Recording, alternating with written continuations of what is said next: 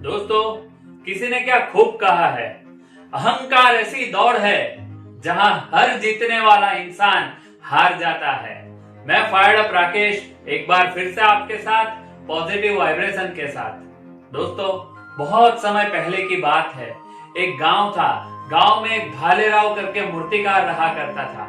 वह इतनी सुंदर मूर्ति बनाता था कि मानो लोगों को भ्रम हो जाता था कि मूर्ति सही में जीवित है। आसपास के सभी गांव में उसकी प्रसिद्धि बढ़ने लगी। लोग उसकी मूर्ति कला की तारीफ करने लगे। तब उसे अपनी मूर्ति कला पर बहुत ही घमंड आने लगा।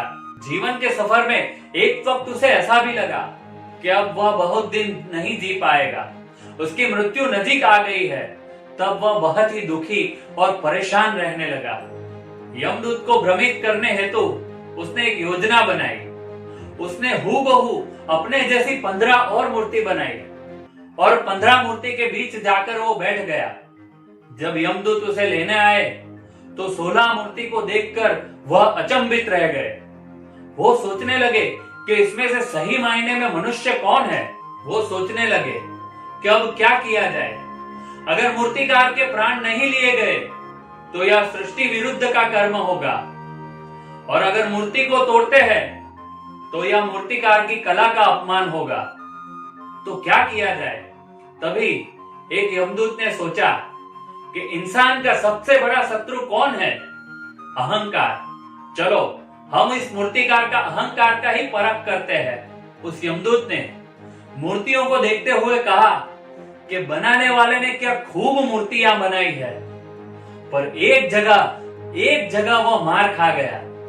काश वह मूर्तिकार मेरे सामने होता तो मैं उसे बताता कि वो कहां मार खा गया, उसने कहां गलती कर दी। यह सुनकर मूर्तिकार का अहम जाग उठा।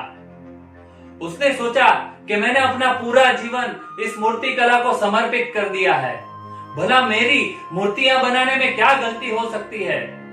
और वह बोला कि भाई बताओ मेरी क्या गलती है। और तभी झट से यमदूत ने उसे पकड़ लिया और कहा कि यही एक गलती कर गए तुम, क्योंकि बेजान मूर्तियां कभी भी बोला नहीं करती है। ये छोटी सी कहानी हमें सिखाती है कि अहंकार ने इंसान को दुख और परेशानी के अलावा कुछ भी नहीं दिया। सिकंदर जब अपने अंतिम वक्त में था तब उसने अपने अनुयायी को बुला करके कहा कि जब मैं मर जाऊं और मेरा जनाजा निकाला जाए तब मेरे जनाजे में से 2 हाथ बाहर रखना, ताकि ये पूरी दुनिया को पता चले कि पूरी आलम को जीतने वाला सिकंदर भी आज खाली हाथ जा रहा है।